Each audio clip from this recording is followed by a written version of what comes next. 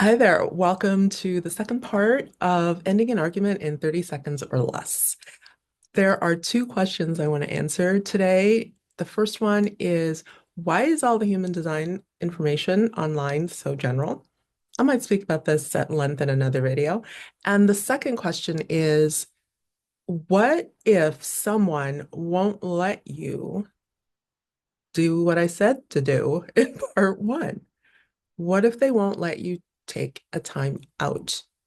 So, jumping into the first one, because it's so easy, why is there such general information on the internet about human design?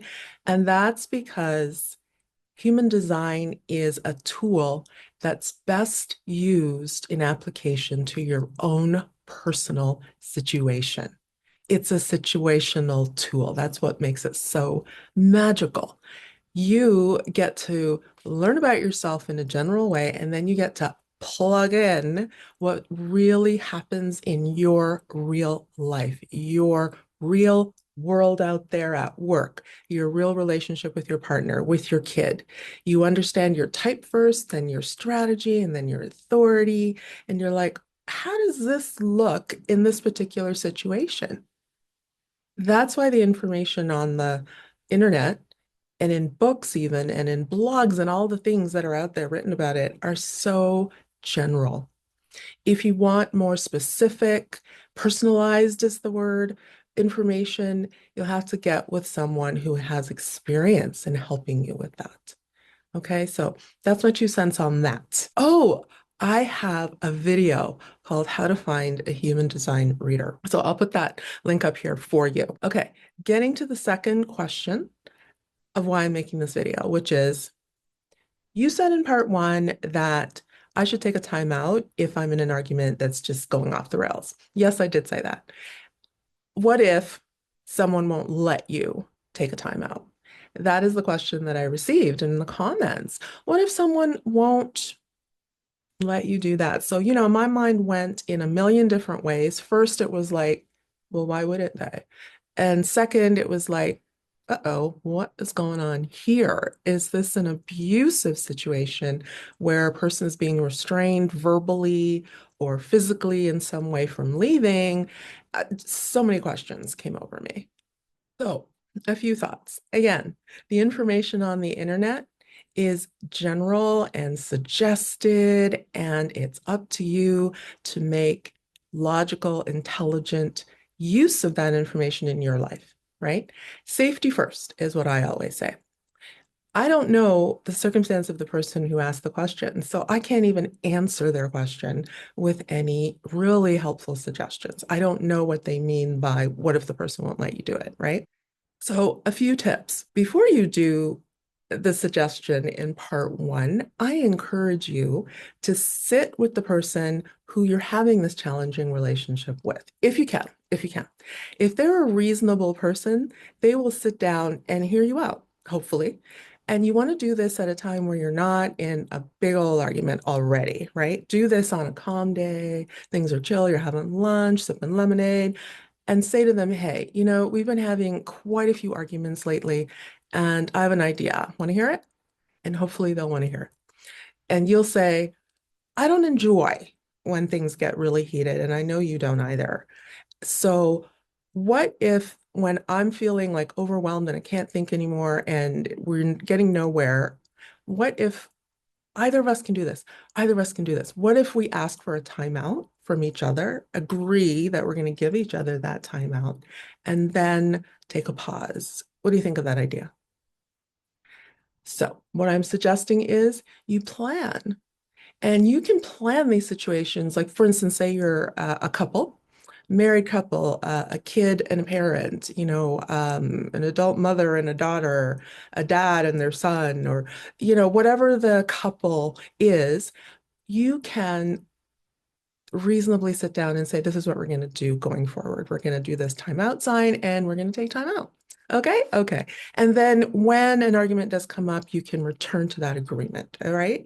So that's my first suggestion. My second suggestion around that question of what if they won't let you leave is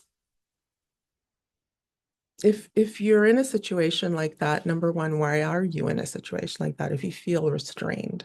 And that's where you might want to have a conversation with a professional, someone who deals with abuse, someone who can listen to you, maybe talk through things. There are so many helpful places that you can go and find online to get that kind of support. If you are the type of person that is a restrainer, someone who won't let the other person leave, that's also a problem, something to look into as well. And I invite you to, try this little exercise. Take a minute and reflect on one of those arguments that you've had. Snuggle up, pretend you're on the couch and you're watching a movie of the argument you just had, or one of the big blowups that you've had with someone at work or at home. Sit back and literally pretend you're a fly on the wall watching that. You're watching yourself and you're watching the other person, right? And you're going at it. Do you like you? Is that what you would want the world to see of you? If they saw that part of you, would you be embarrassed? And is that how you would want anyone to treat the person that you're arguing with? Say it's a child or, so kind of get in your head around what am I seeing up on the screen of myself? And do I need to talk that out? Like, why am I chasing this person out the door as they're leaving? Why am I still talking to them and following them around the house and continuing to talk at them? Why am I doing that? Am I afraid of something? Am I sad about something? What am I angry at? Is it really about them? There's so many questions. And that's why I encourage you to go and get help where someone can ask you those questions and, talk you through it and maybe give you a different perspective. And after your different perspective, you can, think about doing something different in the challenge, right? In this challenging argument situation you found yourself in. And if you're the one who feels like I can't leave this situation, again, safety, safety, safety, safety first. Meaning, don't try this if you haven't had that conversation with your partner. Don't try this if they've said, hell no, you ain't gonna leave. Don't do that. Get some help first, talk it through, think it through, and make wise decisions. Okay. I encourage you not to do anything that feels uncomfortable for you. These suggestions have worked with many of my clients, but they are reasonable people dealing with other reasonable people, right? So if you don't have reasonable people in your life, that's something else to, think about talking out. All right.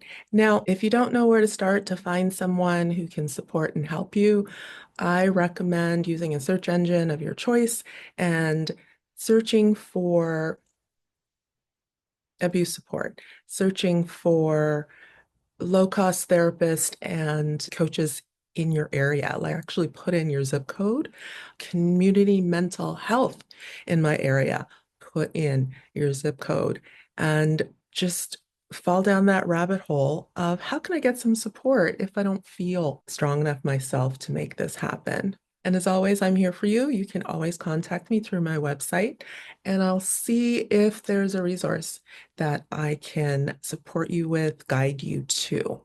Okay. All right. So cool. Thank you so much for watching, and I'll see you in the next video.